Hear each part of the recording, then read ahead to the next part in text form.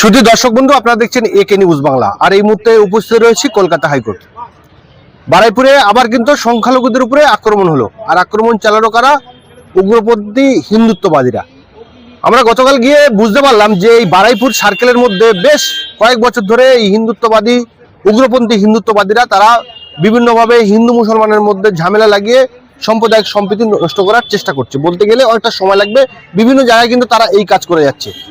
আর আমরা যেটা সূত্র মারফত খবর পেলাম সেটা শুনলে আশ্চর্য হবেন, এরা যারা করছেন একই লোক এবং একই ধরনের কাজ কারবার তারা কিন্তু করে যাচ্ছে। এদের একটা টিম ওয়ার্ক রয়েছে। বারুইপুরে যারা এই যে আক্রান্ত হচ্ছেন তারা বলছেন যে এর প্রতিবাদ করতে হবে, এর পাল্টা দিতে হবে, এবং যারা যারা এই আক্রান্ত হচ্ছেন তাদেরকে বিশেষ কিছু পরামর্শ দিলেন কলকাতা হাইকোর্টের আইনজীবী শেখ বাবুল। তাদেরকে কি টিপ দিলেন শোনাবো আপনাদের। বারুইপুরটা পশ্চিমবঙ্গের মধ্যে নাকি উত্তরপ্রদেশের মধ্যে? পশ্চিমবঙ্গ না আসাম না উড়িষ্যার মধ্যে? নিশ্চয়ই পশ্চিমবঙ্গের মধ্যে। ইউপিতে না বারুইপুরটা, আসাম বা মহারাষ্ট্র বা গুজরাটের মধ্যে না, পশ্চিমবঙ্গের মধ্যে বারুইপুরটা। তাহলে পশ্চিমবঙ্গের সরকারটা কাদের? বিজেপির সরকার না সিপিআইএমের সরকার না তৃণমূল কংগ্রেসের সরকার? নিশ্চয়ই সিপিএম বা বিজেপির না, বা কংগ্রেসের না, তৃণমূল কংগ্রেসের সরকার। পশ্চিমবঙ্গের মুখ্যমন্ত্রী নিশ্চয়ই যোগী আদিত্যনাথ না, বা ত্রিপুরার মানিক সাহা না, মমতা বন্দ্যোপাধ্যায় পশ্চিমবঙ্গের মুখ্যমন্ত্রী। যারা আক্রান্ত তাদেরকে জোট বাঁধতে হবে। যারা পশ্চিমবঙ্গের মাটিতে যারা আক্রান্ত হচ্ছেন, ধর্মীয় নিপীড়নের শিকার হচ্ছেন, কেউ রাজনৈতিকভাবে আক্রান্ত হচ্ছেন, কেউ ধর্মীয়ভাবে আক্রান্ত হচ্ছেন, কেউ পেশাগতভাবে আক্রমণ হচ্ছেন, বা কেউ ভাষাগতভাবে আক্রমণ হচ্ছেন, যে কোনোভাবেই আক্রমণ হোক না কেন, যারা আক্রান্ত আর যারা আক্রমণকারী, এই সমস্ত আক্রান্তদেরকে একসঙ্গে জোট বাঁধতে হবে আক্রমণকারীদের বিরুদ্ধে। সে বিজেপি হোক, সে তৃণমূল হোক, সে উগ্র হিন্দুত্ববাদী হোক, সে যেই হোক না কেন, যে কোনো অপশক্তির বিরুদ্ধে পশ্চিমবঙ্গের মানুষকে আক্রান্তদেরকে একসঙ্গে জোট বাঁধতে হবে। এবং আক্রান্তদের সঙ্গে আমাদেরকে, যারা আমরা নিজেদেরকে সুস্থ মস্তিষ্কের মানুষ বলে মনে করি, যারা আমরা শুভ বুদ্ধিসম্পন্ন মানুষ বলে মনে করি, যারা আমরা সুশীল সমাজের সদস্য বলে মনে করি, সমাজের প্রথম শ্রেণীর নাগরিক বলে মনে করি, শিক্ষক, চিকিৎসক, অধ্যাপক, আইনজীবী, ডাক্তার, মাস্টার, সাংবাদিক, শিল্পকলার সঙ্গে যারা যুক্ত আছেন, শিল্পীরা, প্রত্যেককে একসঙ্গে ঐক্যবদ্ধভাবে আক্রান্তদের পাশে গিয়ে দাঁড়াতে হবে। আক্রান্তদেরকে, আমি আবারও বলছি, যারা আক্রান্ত সেই আক্রান্তদেরকে একসঙ্গে জোটবদ্ধ হয়ে চোখে চোখ রেখে রাস্তায় নেমে আক্রমণকারীদের বিরুদ্ধে লড়াই করতে হবে। ঝান্ডা বাঁধা ডান্ডা নিয়ে লড়াই করতে হবে। আবারও বলছি, আক্রান্ত যারা হলেন, আক্রমণকারীদের বিরুদ্ধে আক্রান্তদেরকে ঝান্ডা বাঁধা ডান্ডা নিয়ে জানকবুলের লড়াই করতে হবে। সেই লড়াইয়ে আমরা আইনজীবীরাও থাকব। লড়াই করুন। লড়াই করতে গিয়ে কোনো আইনি বাধা আসলে যোগাযোগ করবেন আইনজীবীদের সঙ্গে। আমরা সব রকমভাবে আইনি প্রোটেকশন, আইনি সুরক্ষা অবশ্যই দেব। আমরা যেটা জানি যে 2014 সাল থেকে আজকের দিন পর্যন্ত প্রায় 5000-এর বেশি, 14 সাল থেকে আজকের দিন পর্যন্ত প্রায় 5000-এর বেশি আরএসএসের সংগঠন শাখা খোলা হয়েছে পশ্চিমবঙ্গের মাটিতে। 2014 সাল থেকে আজকের দিন পর্যন্ত পশ্চিমবঙ্গের মাটিতে আরএসএসের শাখা, অর্থাৎ আরএসএসের শিক্ষা প্রতিষ্ঠান, আরএসএস যে শিক্ষা তার কর্মীদেরকে দেয়, যে আদর্শে আদর্শিত করে, যে আদর্শে উদ্বুদ্ধ করে, এই শিক্ষা দেওয়ার জন্য শিক্ষা কেন্দ্র খোলা হয়েছে। প্রায় 4 থেকে 6 হাজারের মতো শাখা সংগঠন খোলা হয়েছে। তাহলে পশ্চিমবঙ্গে তৃণমূল কংগ্রেসের সরকার আছে, মমতা বন্দ্যোপাধ্যায়ের সরকার আছে, তৃণমূল কংগ্রেসের সরকার আছে, সেখানে দাঁড়িয়ে আরএসএস সুপরিকল্পিতভাবে, খুব সুন্দরভাবে, সুস্থ পরিবেশের মধ্যে, কোনো রকম বাধা বিপত্তি না পেয়ে খুব ভালো পরিবেশের মধ্যে তার কাজকর্ম চালিয়ে যেতে পারছে।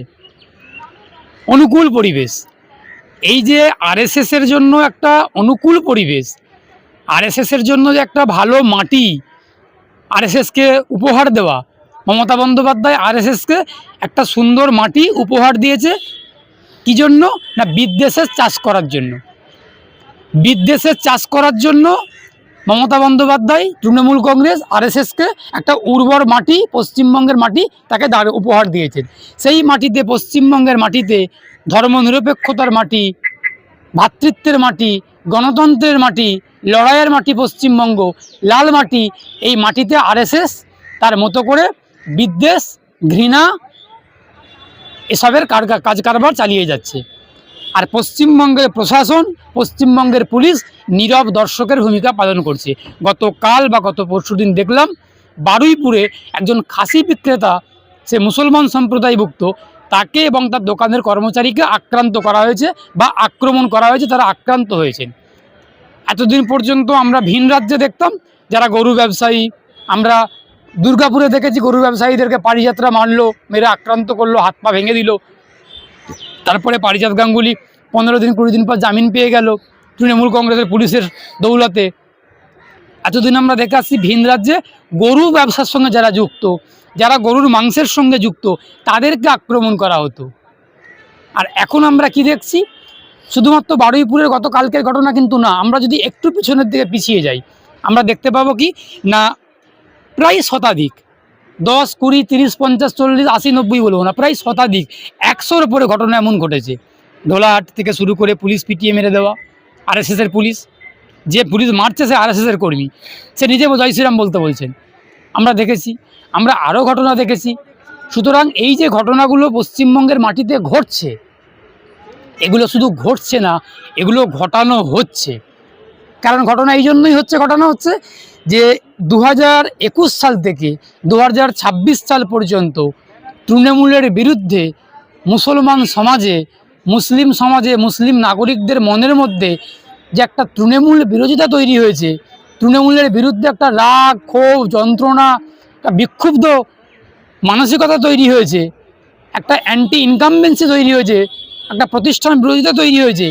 সেই ধারণাটা, সেই মানসিকতাটাকে ভেঙে দেওয়ার জন্য তৃণমূল কংগ্রেস পরিকল্পনা করে, চক্রান্ত করে, সুপরিকল্পিতভাবে এই জিনিসগুলো ঘটাচ্ছে। আমি আবারও খুব স্পষ্ট করে বলছি, যদি একটু ঠান্ডা মাথায়, শুভ বুদ্ধিকে কাজে লাগিয়ে, সুস্থ চেতনাকে কাজে লাগিয়ে যদি একটু ভাবেন, ভেবে দেখেন, তৃণমূল কংগ্রেস খুব ভালো করেই জানে 2026-এর নির্বাচনে মুসলমান ভোটের মাত্র 5 থেকে 10% ভোট আমরা পাবো। বাকি মুসলিম ভোটের 90% ভোট তৃণমূলের বিরুদ্ধে যাবে। নিশ্চয়ই বিজেপিতে যাবে না, সেটা আইএসএফে যাবে, সেটা সিপিআইএমে যাবে, সেই দলে যেতে পারে। তৃণমূল কংগ্রেসের এই জায়গাটাতেই ভয়, আতঙ্ক, যে মুসলমান ছাড়া তৃণমূলের মমতা বন্দ্যোপাধ্যায় মুখ্যমন্ত্রী হতে পারবেন না। সেই জন্য মুসলমানদের মনে ভয়টা জিলিয়ে রাখতে হবে। যেমন কই মাছকে জলে জিলিয়ে রাখা হয় 10 দিন, 15 দিন, 20 দিন, কালকে একটা খাবো, পরশুদিন একটা খাবো, মেরে খাবো, জিলিয়ে রাখা হয়। ঠিক মুসলমান মনেতে, মুসলিম সমাজের মনের মধ্যে এই বিজেপির যে আতঙ্ক, বিজেপির যে ভয়, এটা ঢুকিয়ে দাও এবং জিলিয়ে রাখতে হবে। জিলিয়ে রাখতে গেলে কি করতে হবে? 2-3 দিন ছাড়া ছাড়া, সপ্তাহে একটা, দিনে একটা, মাসে একটা, এরকম একটা ঘটনা ঘটাতে হবে যেখানে উগ্র হিন্দুত্ববাদীরা মুসলমানদেরকে গিয়ে আক্রমণ করবে। তাহলে এর দ্বারা তৃণমূল কি প্রচার করবে? তৃণমূল প্রচার করবে যে দেখো বিজেপি ক্ষমতাতে আসেনি, কিন্তু না এসেই এ সমস্ত ঘটনাগুলো ঘটাচ্ছে, যদি এসে যাই তাহলে তোমাদের মুসলমানদের কোনো রক্ষা থাকবে না। এটা বোঝানোর চেষ্টা করছি। এই যে এগুলো করে মুসলমানদেরকে ভয় দেখিয়ে দেবে, তখন মুসলমানরা কি ভাববেন? বাবা আজ যাই হোক প্রাণে বেঁচে থাকি, এই বিজেপি আসলে প্রাণে বাঁচতে দেবে না, প্রাণটা নিয়ে বেঁচে থাকি, তাহলে তৃণমূল থাকুক। এই যে 5 বছর তৃণমূলের বিরুদ্ধে একটা রাগ, ক্ষোভ, যন্ত্রণা তৈরি হলো, সেগুলো মুসলমানরা এক নিমেষেই ভুলে যাবে, ভুলিয়ে দেওয়ার চেষ্টা হচ্ছে। সেই জন্য তৃণমূল কংগ্রেস পরিকল্পনা করে এগুলো ঘটানো হচ্ছে। কিন্তু মুসলমানরা আজ যাই হোক জীবন বাজি রেখে জান কবুলের লড়াই 26-এর নির্বাচনে, যেই তৃণমূল কংগ্রেস মুসলমানদের পিছন থেকে ছুরি মারছে, ভুল বোঝানোর চেষ্টা করছে, বিপথে চালিত করছে, মুসলমানের মৌলিক অধিকারকে কেড়ে নেওয়া হচ্ছে, সেগুলো মুসলমানরা বুঝতে পেরেছেন। এই যে বিজেপির যারা উগ্র হিন্দুত্ববাদীরা বারুইপুরে খাসি ব্যবসায়ীকে আক্রমণ করলো, আমরা এতদিন পর্যন্ত দেখেছি গরু ব্যবসায়ীকে আক্রমণ করতে, আজকে দেখলাম খাসি বিক্রেতাকে আক্রমণ করতে, গত কয়েকদিন আগে দেখলাম চিকেন প্যাটিস বিক্রেতাকে আক্রমণ করলো ব্রিগেডের মাঠে। আমরা বলতে চাইছি যে বিজেপি এবং আরএসএস, উগ্র হিন্দুত্ববাদীরা, বিভিন্ন যারা রয়েছে, এরা শুধুমাত্র গরুর বিরুদ্ধে না,